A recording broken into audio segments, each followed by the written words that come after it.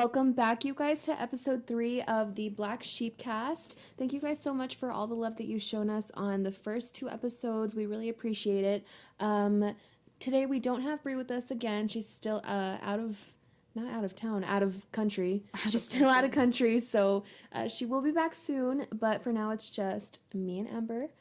We apologize, guys. We don't have any creepy currents this time around. We kind of procrastinated on that. Not this week.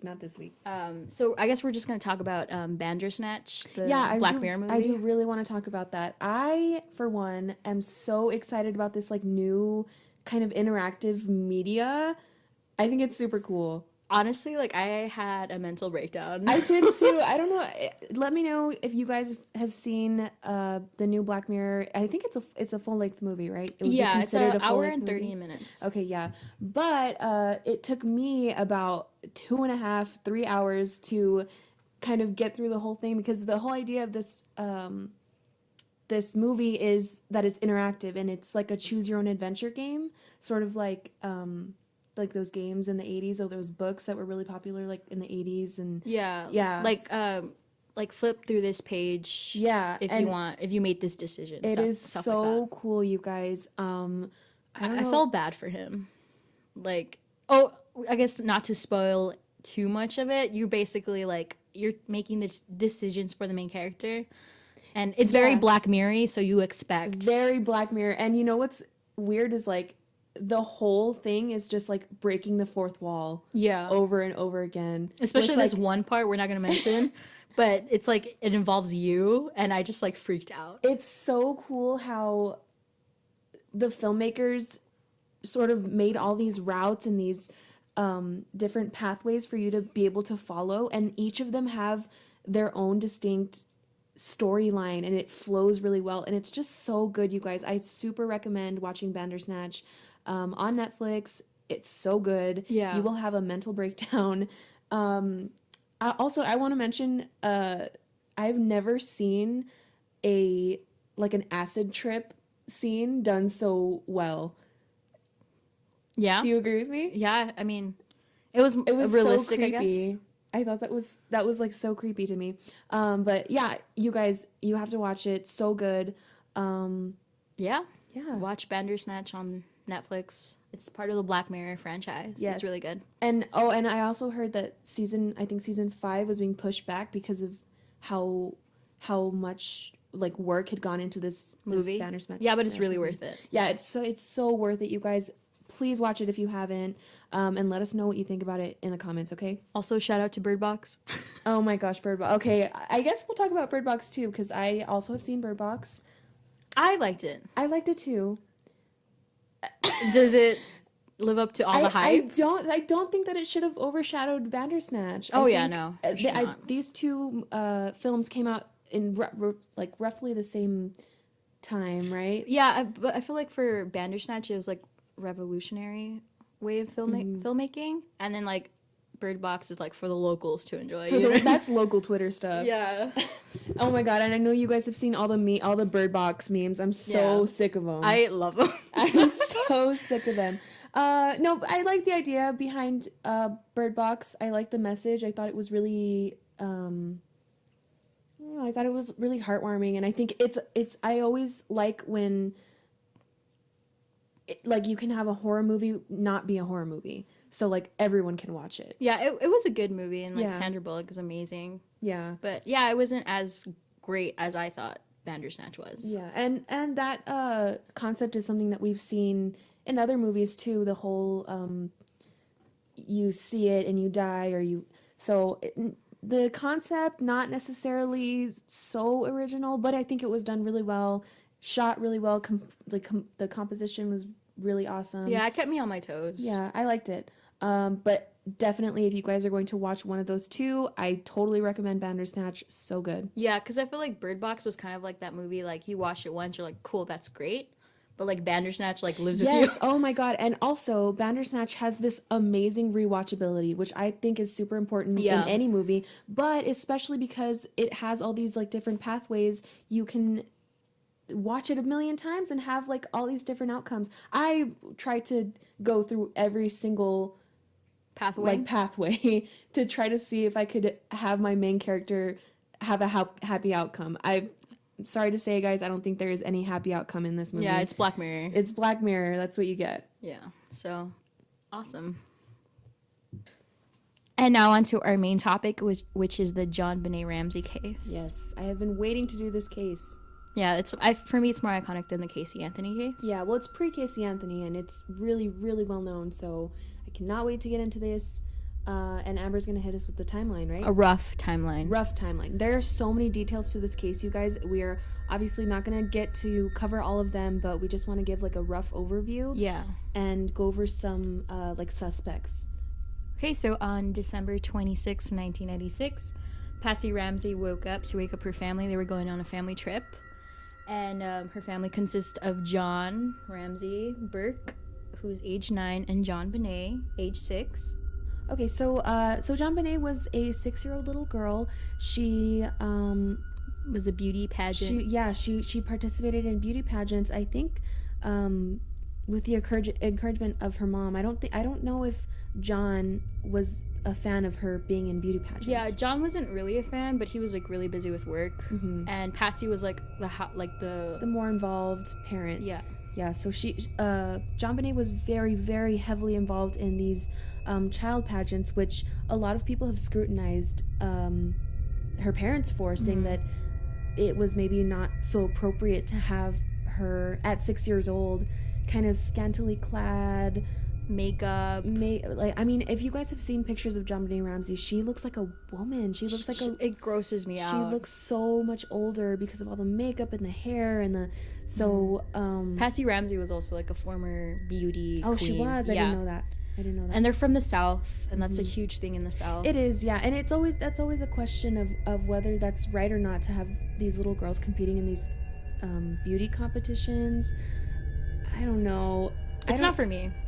I don't know how I feel about it, though. I mean, I obviously we don't have any say over what anyone else does with their lives, but to me, the idea of sort of like coaching your basically toddler of a child to sort of like compete in this really hyper competitive, like beauty centric kind of thing. I even think there's reports that Patsy like bleached JonBenet's hair to be even more blonde. You know what I mean? Like that's I don't know.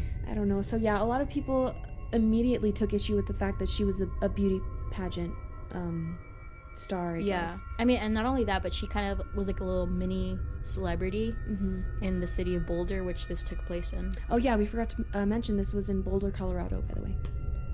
And yes, I mean, that attracts a lot of attention. Not a lot of good attention either. Maybe some unwanted attention. So a lot of people think that maybe her involvement in these beauty pageants had something to do with her death, or maybe she was exposed to someone in this sort of world that caused her demise. So we'll talk about that a little bit later.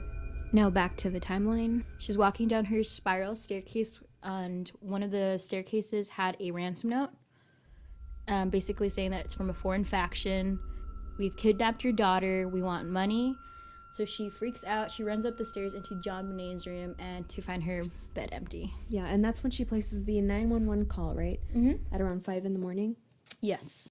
911 emergency. Police. What's going on? 515th Street. What's going on there, ma'am? We have a kidnapping. Hurry, please. Explain to me what's going on, okay? There's a note left and our daughter's gone. A note was left and your daughter is gone? How old is your daughter? 6 years old. She's gone. 6 years old. How long ago was it? I don't know. I just found the note. And my daughter's gone. Does it say who took her? What? Does it say who took her? I don't know. There's a ransom note here. It's a ransom note? It says SBTC. Victory. Please. Okay, what's your name? Are you Patsy Ramsey? I'm the mother. Oh my God. Please. I'm sending an officer over, okay? Please. Do you know how long she's been gone? No, I don't. Please, we just got out. Is she right here? Oh my God, please. Okay, well, There's somebody. I am, honey. Please. Take a deep breath. Please, Okay. hurry. Patsy, Patsy, Patsy, Patsy.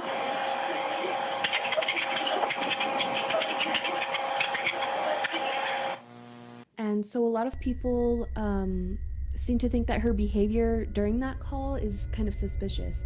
And there is also something, a detail that we want to mention about 6 seconds after Patsy Ramsey thinks that she's hung up the phone with the 911 operator. The audio was enhanced by investigators, and it's... So apparently there were 3 voices on the phone Yeah. call. And one of the voices was a child, but Patsy and John always have claimed that Burke was asleep the entire time. So that is sort of something that goes to prove that maybe Patsy Ramsey or both of them had something to do with it. But we'll get into the suspects later. Yeah. But just to throw this out there, Kimberly Archuleta is the dispatcher for who took the 911 call. And she said that it seemed very staged to her. Her reaction and her behavior? Yeah, Okay. Patsy. And also, in the background, the audio says, "What did you do?" And then it's, "Help me, Jesus." And then John saying, "We're not speaking to you." And then a child's voice saying, "What did you find?" And that's after she thought that the dispatcher had hung up? Yes. I don't know. So, yeah, it's just like another evidence against the Ramseys. Mrs. Ramsey, I would like you to look at page 407 of the paperback edition of your book, The Death of Innocence. I've highlighted a section I'd just like you to read, which begins numeric number 4 and then the ransom note. Could you read that, please, for the record? 4. The ransom note. Considered earlier and throughout the book, the note was written by the killer and remains an extremely important clue. An adequate amount of handwriting samples from the killer should conclusively tie him to the long and rambling note. Okay, so now I'm actually going to read through the entire ransom note, just so you guys can get more of an idea of the demands and things that were being asked of the Ramseys, okay? So it starts off, "Mr. Ramsey, listen carefully. We are a group of individuals that represent a small foreign faction. We respect your business, but not the country it serves. At this time, we have your daughter in our possession. She is safe and unharmed, and if you want her to see 1997, you must follow our instructions to the letter. You will withdraw $118,000 from your account. $100,000 will be in $100 bills, and the remaining $18,000 in $20 bills." So very specific. And then it says, "Make sure that you bring an adequate size attaché to the bank." What is an attaché? I have no idea. I think it's like a... I assume it's like a bag or Yeah. something. When you get home, you will put the money in a brown paper bag. I will call you between 8 and 10 a.m. tomorrow to instruct you on delivery. The delivery will be exhausting, so I advise you to be rested. If we monitor you we monitor you getting the money early, we might call you early to arrange an earlier delivery of the money and hence an earlier pickup of your daughter. Any deviation of my instruction will result in the immediate execution of your daughter. You will also be denied her remains for a proper burial.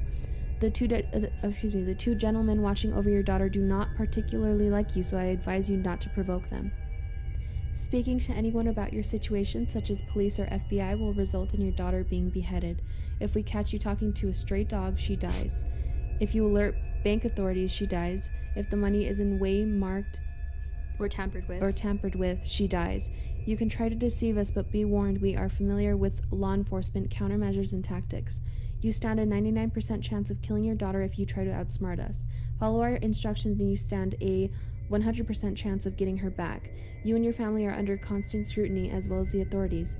And it says, to end it off here, do not try to grow a brain, John. You are not the only fat cat around, so don't think that killing will be difficult. That's weird. It sounds very like 1950, like, "Hey, Johnny." Yeah, like, you ain't the only fat cat around. So that's exactly what it sounds like. Very weird. And it says, don't underestimate us, John. Use that good southern common sense of yours. It's up to you now, John! ! Victory! ! And then it's signed at the bottom, SBTC. So I guess like one of the reasons why this is like the most hard-hitting evidence in this entire case is the ransom note. Yeah. And the reason why it's very mysterious is because this ransom note was written on Patsy Ramsey's what is it called? Her stationery. So it was written on her pen, her pad, her notepad, and they used her pen, right? Using her pen. And a lot of people find it weird because in the ransom note, I mean, it's 3 pages long, I believe. Mm-hmm. So why would someone want to like sit there and write down a 3-page essay?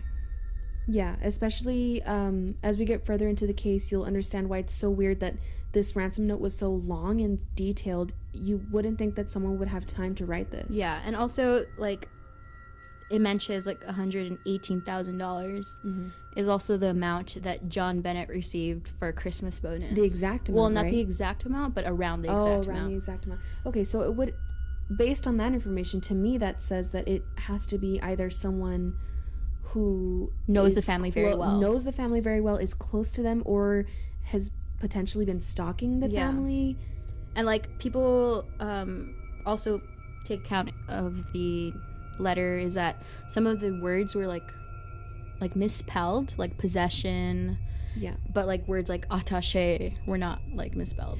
So it's almost as if they try to, and they call themselves a foreign faction, right? A small group of a foreign faction.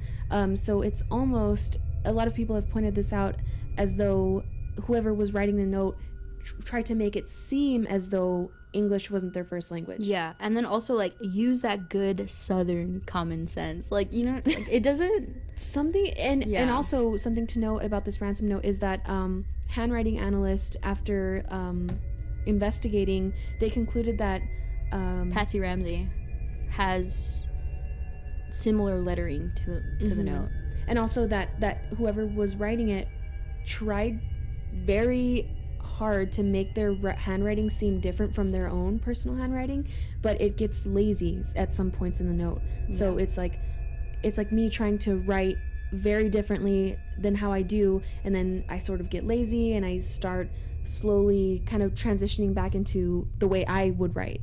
It also, I've read the reports where it took experts to write the note like within 21 minutes.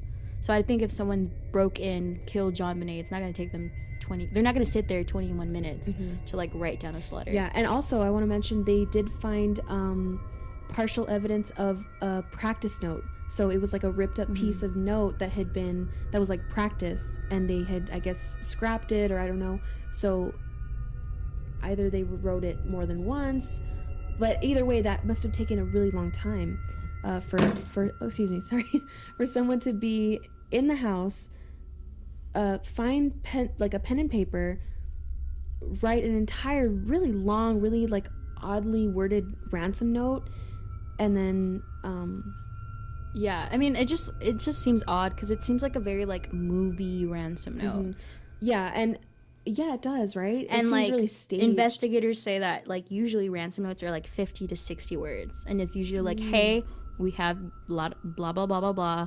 Give us $5 million and we'll let them go. Peace. And it's weird in the beginning how they kind of expose themselves, right? Like we're a small foreign faction. Right. You would think that you would want to give as little detail about yourself as possible. But I guess for intimidation purposes, they did that. I wouldn't know. Yeah, but I mean, it's just a weird note. Yeah, it's all in all, it's just completely weird. And also, like, I guess we can mention that obviously she wasn't kidnapped. She was already found dead. So then why would they write a note? Yeah. After all, you guys, JonBenet's body was found in the home. She was strangled to death. That was her leading cause of death, right? Her strangulation. But before she died, she was actually hit in the head with a blunt force object. I think investigators concluded that was actually what killed her, not the strangulation. Oh, not the strangulation. Okay. But, she still got strangled to death. So after they find the ransom note, obviously the cops show up, and for some reason the Ramseys call like friends and family to come over to their house. Yeah, well, at this point, like seeing it from their perspectives, allegedly they think that their daughter's been kidnapped, and they I guess were gonna assemble a search party or something. That's how I see it. Sort of see it. Yeah.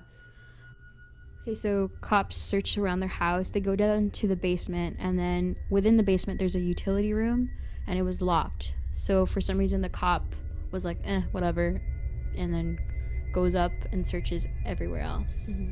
And then while they're there, police say to JonBenet, they're like, hey, just look around your house, see if there's anything missing. Signs of intrusion. Yeah.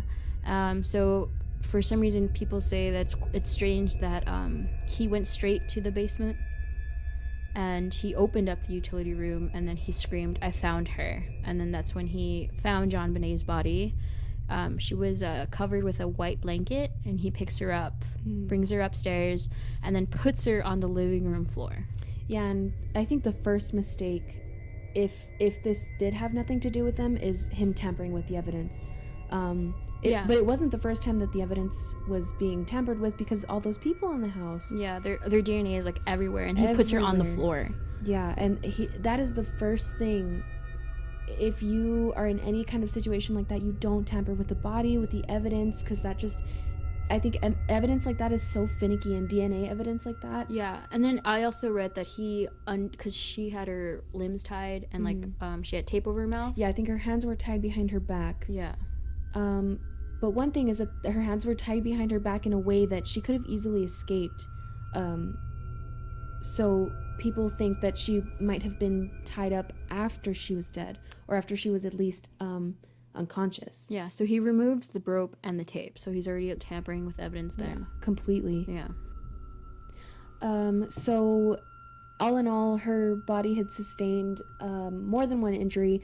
She had the rope that was used to strangle her, and then she also had skull fractures, right? Or a massive head injury. Suffered a blow to the head is what the autopsy says. And that is what ultimately killed her. Yeah. Okay. And so aside from this,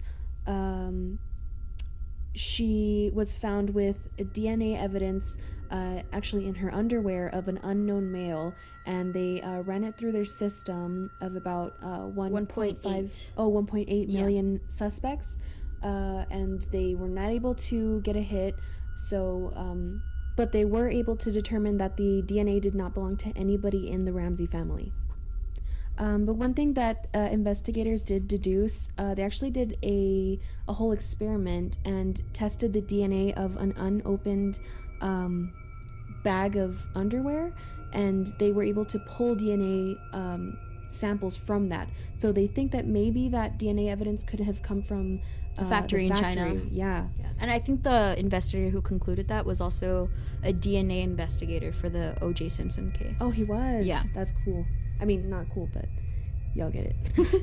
And then I also read that they actually found like fibers on the duct tape that she had that belonged to Patsy Ramsey's sweater, the sweater that she was wearing.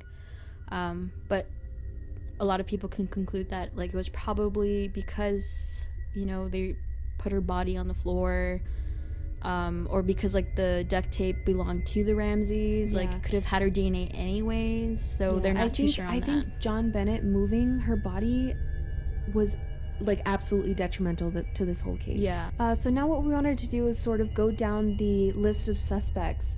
We have each one of the Ramsey family members, and I'm gonna go ahead and start off with Patsy.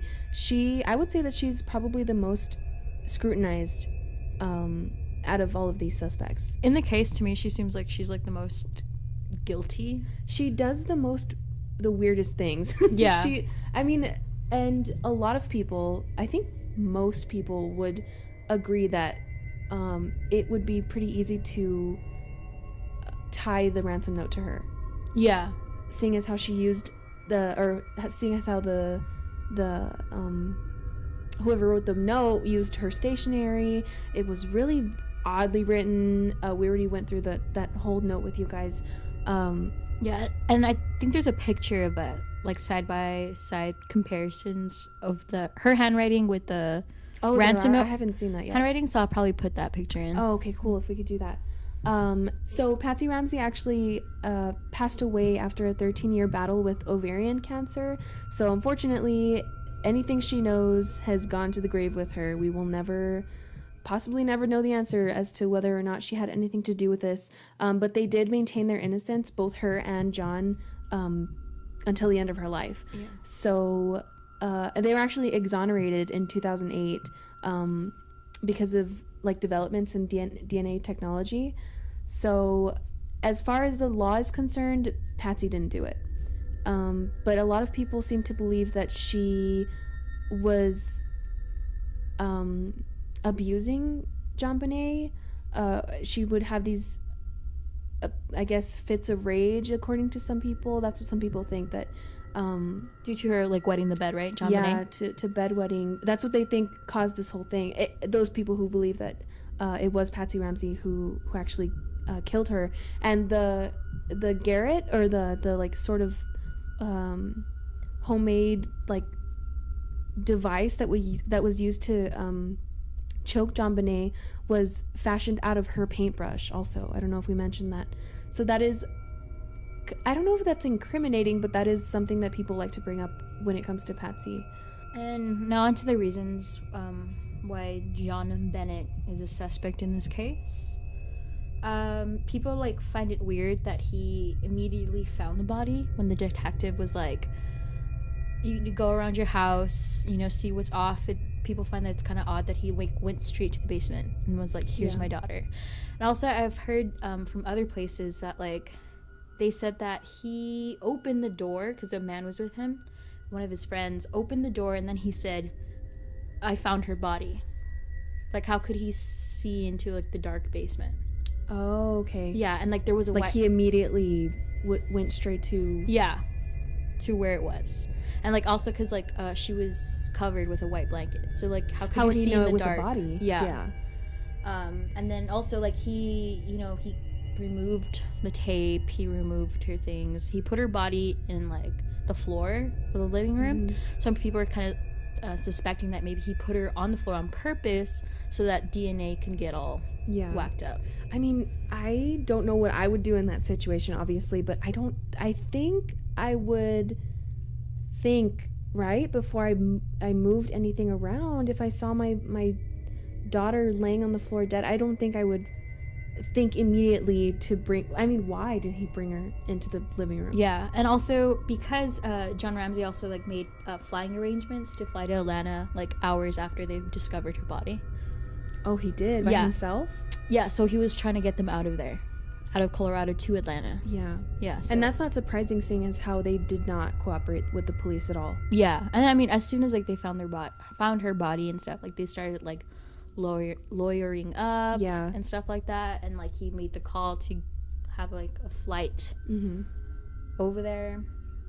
I mean, there isn't so many evidence against him. People allude to like some sexual abuse, but there's no proof of that. Yeah, there's absolutely no proof. Yeah, so I mean, I think out of all of the Ramseys, I think he's like the least suspect. Like, if the family less than Burke, you'd say? Yeah, I think so. Wow. Okay. Less than Burke. I mean, I feel like he knew and he's like covering up, and he's like trying to like protect his family, but I don't think he was the one to actually kill JonBenet. Okay, what do you think about Patsy? Do you think that they worked together to do some, like, to cover up some kind of... I guess if we were to like say like the Ramseys did do it, I think Patsy and Burke more have not a motive, but like they seem more likely to have done the murder. And I'm just, speculating that. Yeah. I'm not saying that they actually did, but yeah, because I feel like Patsy, if she snapped, she tried to cover it up. I'm guessing like she tried to like hide it away from John. Oh, you think so? And then John kind of like, he's a smart man, he's not dumb, kind of just went along with it. He kind of went along with it. And that almost kind of makes me think of the fact that he kind of just went along with a lot of things, it seems like. Yeah. Especially when it comes to JonBenet and her involvement in like the beauty pageant world and all that stuff. Like he didn't seem to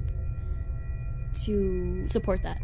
To support it. He just kind of went along and just whatever Patsy Ramsey wanted or whatever Patsy...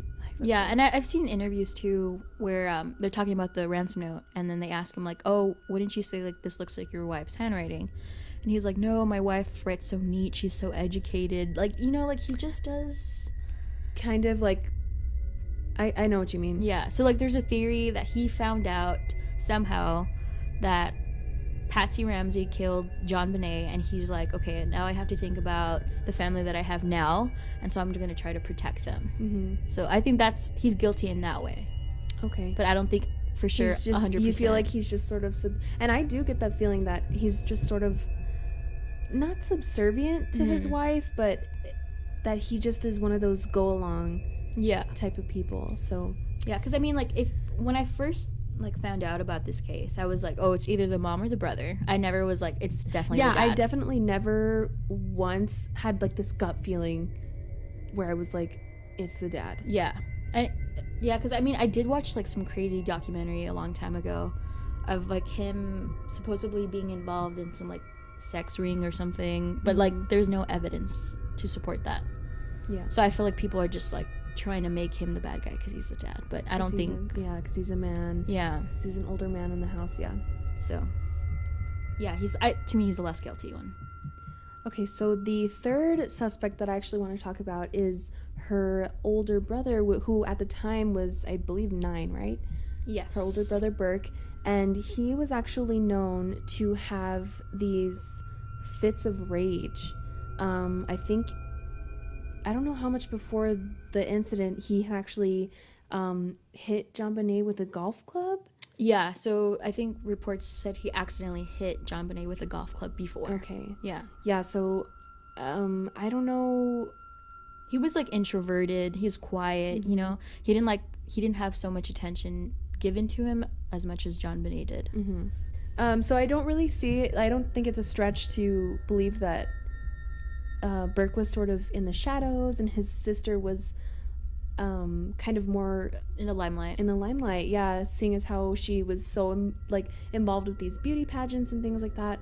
I think the strongest, and not evidence, but the strongest case to be made when it comes to Burke is the Dr. Phil interview that he did years and years later. How many, like 20 years later? Yeah. He came out on Dr. Phil to sort of talk about the case and talk about his family and his relationship to JonBenet, and he was smiling. He's so creepy. I don't like to call people creepy, but this guy, he's creepy.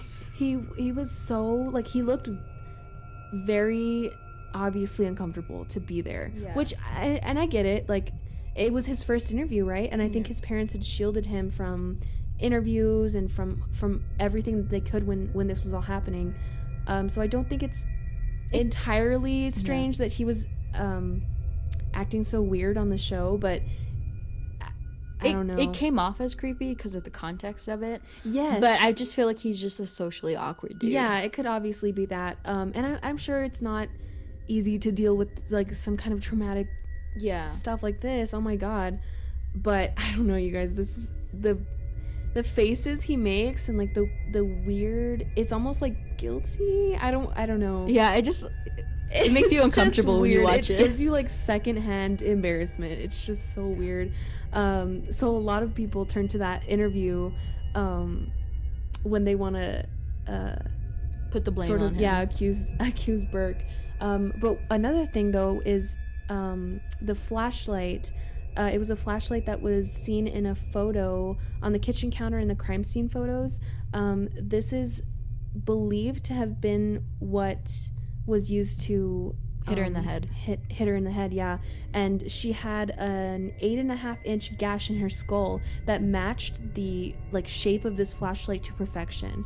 And the flashlight became more suspicious when tied to this whole pineapple scenario. So basically JonBenet had pieces of undigested pineapple in her stomach, and there's a theory that she had stolen a slice from Burke's bowl or something like that, and he became angry and he struck her in the head with the flashlight out of anger.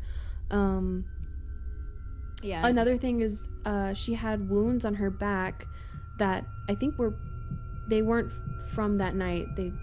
They were from previously, that matched up, that were pretty consistent with the edges of one of his toy trains.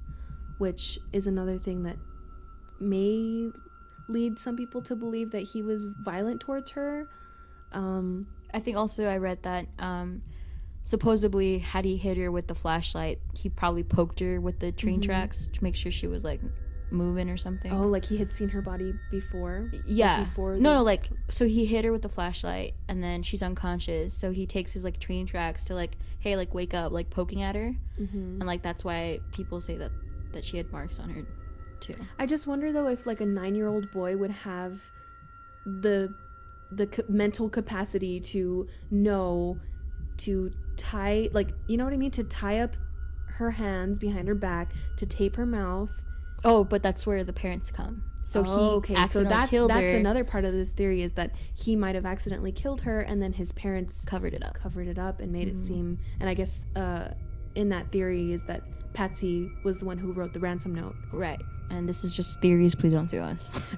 But it's so weird that if that was the case, that they would leave her body there, I think. If it was a whole entire cover-up to sort of protect Burke, I think it's so weird that they would leave her body there. I actually think it's kind of genius in a way. Why do you think that? Because it's easier to cover up. Like, for instance, like their DNA would be all over the body, but why wouldn't it be all over the body? Because that's their house. Oh, I get it. So that's like a reason that they would leave her there. Yeah. But why the ransom note? Why not just blame it on an intruder? I don't know. We could ask Patsy. Could we? But to speak on the intruder thing, there weren't any signs of like break-in. Yeah, but I also read that some of their doors were unlocked. They didn't put the alarm. Also, I think JonBenet said that there was a door that was just completely open. Like wide open? Yeah. And this was in the middle of December. But like I mean, these people are rich. Like, they don't really care. It's a safe neighborhood. You know what I mean? I get, yeah. They were like, but also there were no tracks in the snow either. No, yeah. There were, however, unidentified footprints on the scene of the crime. And also there was a broken window, but John said that he could have broken it, but he doesn't remember if it was him. What? Oh, how do you not remember if you broke your own window? Well, I think he said he broke it, but he wasn't too sure, like, if it was him or if it was the intruder. Yeah. That's weird. That is so weird. I don't know. I tend to, if I'm going to speculate that it was anyone in the Ramsey family, I would probably lean more towards it being Burke and like a cover-up, I think. We have Mr. Gary Oliva. He's a 32-year-old known sex offender, and he lived in and out of Boulder, Colorado. And the reason why a lot of people think he's a suspect is because when he was apprehended in 2002 for drug charges, he had a magazine cutout of JonBenet in his backpack. Really? Yeah. That's freaky. And there's also an insider information regarding one of his childhood friends saying that Gary had called him the night JonBenet was supposedly murdered, saying that Gary was like, I killed her, like I harmed her. Specifically JonBenet, or did he said, I hurt a little girl, I hurt a little girl. Oh, is this the guy who said she was in Boulder? No, so he was in Boulder at that time, and he called his longtime friend saying, I heard a little girl, I heard a little girl, and there was no other like incidents of little girls happening.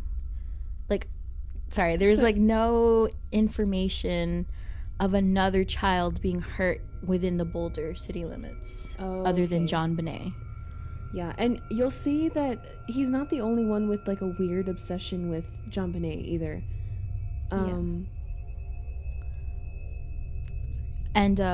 Also he attempted to choke his mother with a telephone cord, and he also had a stun gun on him, and it's believed that JonBenet was hit with a stun gun as well, because she had two little marks resembling like a stun gun. Oh. Yeah. Okay. But the reason why he probably isn't the one who killed her is because the DNA didn't match his. Yeah, but the DNA didn't match anyone's either, so it's almost like... True. it's open to anything. Okay, so another potential suspect in this was an electrician. His name was Michael Helgoth, and he was, at the time, he was 26 years old, and he worked in a nearby auto salvage yard, and he was supposedly tied to a property dispute involving the Ramseys, so that could have maybe given him some kind of motivation to like seek revenge and take it out on JonBenet. It's also speculated that he committed suicide. That's why he's actually looked at, because he killed himself 2 days after a press conference back in '97 when the Boulder DA had released a press conference saying that they were zeroing in on a new suspect. So to me, you commit suicide, like you kill yourself 2 days after you think that the police are onto you. I mean, yeah. I don't think that's my input to this whole thing. Okay, and then another really weird character in all this, his name is Bill McReynolds. He's now deceased, but he was a friend of the Ramseys at the time, and he was an older gentleman who would, I don't know about gentlemen, but he would dress up as Santa Claus, and that's who he was known as, like, I guess, in the town. And and he was actually at the Christmas party before. Yes. And we forgot to mention that Patsy would throw these really elaborate Christmas parties. So there's no doubt that JonBenet had contact with a lot of people, a lot of people in her mom's social circle, things like that, because these parties were like infamous. But anyway, this guy, Bill McReynolds, was dressed as Santa Claus at this party, and he was like rumored to like be a little too attached to JonBenet. Too close to JonBenet. Yeah. He would always give her a little extra attention. He would give her, like, he would arrange these secret visits from Santa Claus on Christmas to JonBenet. He allegedly called her his, quote, special friend, quote, and he one time went into heart surgery, and I guess JonBenet had gifted him like a vial of glitter, some kind of little token like that, and he actually took it with him into surgery. Like, she meant so much to him, and he was so, I guess, close to her that he like brought that token with him to his heart surgery. To me, I don't know. I mean, okay, because I had read that he had a baby girl that had died. Oh, he did? So I thought at first, like, oh, like, he's just an old man, you know, he didn't grow up being very close to his children, so maybe that's why he had an attachment to JonBenet. But, I mean, you can talk about the vial of glitter with the ashes. Oh, yeah, so he asked his wife, actually, to mix this, like, little glitter gift that JonBenet had given him with his ashes when he died. Yeah, that's too much.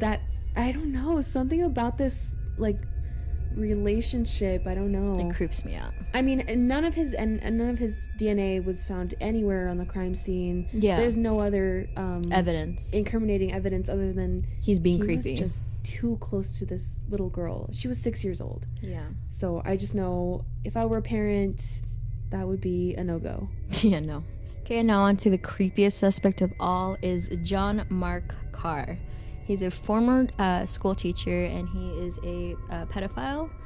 He was arrested in Thailand for child pornography, and in 2006, he said that he was the one who killed JonBenet. Yeah, so he's like the most recent suspect, right? Yeah, he said that he was in love with JonBenet, and he developed a relationship with a professor who was doing a documentary on the JonBenet case. His name was Michael Tracy, and they exchanged emails. I think it was over 5 years. Right? Yeah.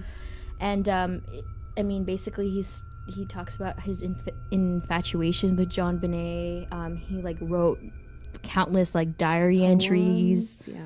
Like there's a quote here saying, "Close your pretty eyes, sweetheart. Daxus loves you so much. Oh God, I love you, JonBenet." And he would refer to himself in these poems as Daxus. Yeah. And I mean, he just was so in love with her, apparently, and he said that he didn't mean to kill JonBenet. It was just an accident. That is so Yeah. It's so freaky to me that he went searching for this Michael Tracy guy, Yeah. and he wanted his story told, I guess, but it ended up becoming clear that he was actually not even in Boulder at the time of her murder. There was photographic evidence of him actually in Georgia at the time. Yes, and then the DNA didn't match him as well. Yeah, and the DNA, it still belonged to an unknown male. That's the DNA that was found in her underwear and in the waistband of her long johns. I just think it's so. I mean, it's nothing new for someone to sort of come out and take credit for a murder that they didn't commit. That's not. Yeah. You've seen that before. I mean, obviously, this guy seems really disturbed and just creepy. Yeah. And apparently, according to the Daily Beast, he is now living a new identity, a new gender in the Pacific Northwest. Wow. How this pedophile was able to like get out kind of weirds me out too. Do you know how many years he served? I mean, he was arrested in 2006. By the way, Mr. Carr, our gender doesn't want you. The female species does not want you. And a new gender. So I mean, he was arrested in 2006, and then according, to the Daily Beast, they said by 2010 he was living a new identity. So I'm guessing he served like 4 years, which doesn't seem like enough. Jesus Christ. This guy is Yeah, so I don't know. I mean, the DNA, I don't put that much emphasis on the DNA evidence in this case at all. I think a lot of the decisions that these investigators have come to has not come from DNA evidence, because obviously it was so contaminated and tampered with that it's not even viable. Yeah, it's not even viable. You can't even use it to pinpoint anything. So at this point, it's just basically who is the creepiest, who's the sketchiest, creepiest dude on the suspect list. But yeah, he was found not guilty. Neither were the other. I think they had about 160 total suspects. But these are kind of like the main ones. Yeah. I mean, unfortunately for this case, it's just like we really don't know who did it. Yeah, and it's almost like you try to fill in the holes, but something's missing. Something's always going to be missing. And I think especially since the death of Patsy in 2013, I think if she did know anything, she took it to her grave with her. I think if it ever were to come out that it was something involving the Ramsey family, it wouldn't come from JonBenet. Yeah. And just to like compare like this case to like Madeleine McCann and like Casey Anthony, like for me, like Madeleine McCann is just definitely like parent negligence. Yeah. Casey Anthony, it was her. And then for this case, it's just like question mark. Who you know knows? What I mean? Yeah, who really knows? And I don't even know where I stand on this case. Yeah. I do tend to believe that there was some sort of cover-up just based on the weirdness of the ransom note. I mean, why the ransom note? Yeah. That's the thing that makes me believe that this was a cover-up. By who? I don't know. But I think that we probably will not get an answer anytime soon, if ever. Now on to the main theory. No, it's not the main theory. This is the theory I put my money on. JonBenet is actually Katy Perry. No, that is the stupidest theory I have ever heard. We're on to you, Katy Perry. Well, okay, first of all, let's just bust this stupid theory wide open. They are completely different ages. Even if it were slightly possible. I actually don't think they look alike. I don't think they look alike either. I don't know who came up with it. I don't know. I mean, JonBenet did look like a little, like, 25-year-old woman with all her makeup on and stuff. Yeah. But that was, I guess, not of her own doing. But yeah, let us know if you guys think it's Katy Perry. Yeah. Anyway, we just want to kind of wrap this up by saying that JonBenet was such a beautiful little girl. No one deserves to have their life cut so shortly in such a brutal way. So we are so sorry that this had ever had to happen to her. Yeah. But hopefully we'll get answers one day. Hopefully. As always, you guys, thank you so much for watching episode 3 of the Black Sheep cast. Please let us know if there's anything that you want to see in future episodes. I don't know if we're leaning toward any other particular subject for next week. We were thinking possibly Dante's Inferno, maybe the theories of what happens when you die. But let us know what you think, and we could possibly change that. So as always, abandon the sheep and join the herd. Leave your thoughts in the comments below. Make sure to like and subscribe. We also have an Instagram and Twitter where we will be posting updates for future podcasts. Thanks again, guys, for listening, and see you in episode 4. See ya.